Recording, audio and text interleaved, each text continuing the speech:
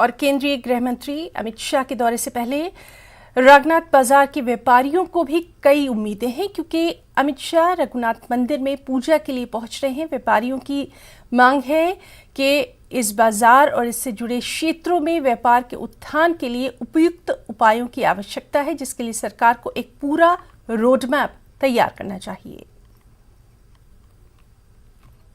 पहले तो अपने होम मिनिस्टर साहब का वेलकम करता हूं, जिन्होंने अपना कीमती टाइम निकालकर ये जम्मू के और कश्मीर का विज़िट रखा है। हालात है, इकॉनमी शटर हुई है। हम आशा रखते हैं कि हमारे होम मिनिस्टर साहब कुछ जम्मू के लिए ऐसी चीज़ें क्रिएट करेंगे जिससे यहाँ पे टूरिस्ट रुक सके। हमारी जो जितनी दो चार ऐसी प्रोजेक्ट थे, जैसे आप तवी लेक का है या मुबारक मंडी है।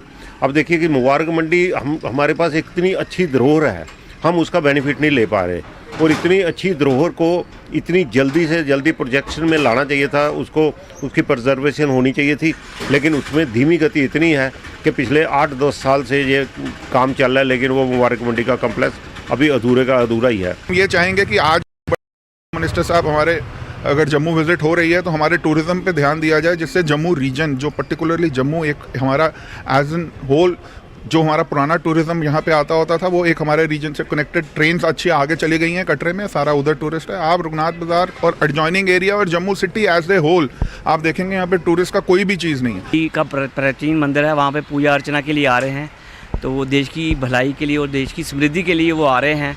तो हम चाहते हैं कि देश की समृद्धि के अलावा हमारे जम्मू कश्मीर की भी समृद्धि के बारे में वो कुछ सोचें। रघुनाथ बाजार के व्यापारी काफ़ी अपेक्षा रखते हैं गृह मंत्री अमित शाह के दौरे को लेकर।